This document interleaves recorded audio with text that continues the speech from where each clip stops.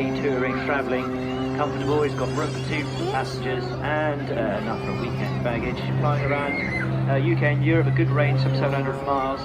But also, once he unleashes it with the power and skills that Gerald undoubtedly has here for you today, it becomes a fast-flying world champion aircraft that Gerald is demonstrating today for us today.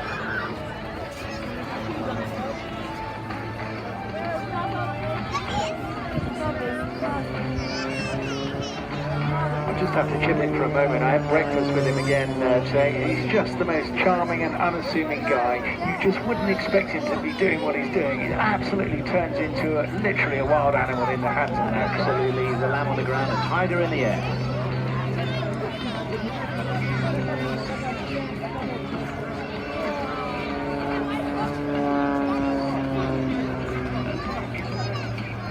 Sorry.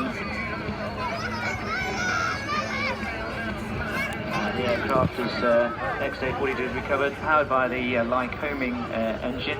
3 blades.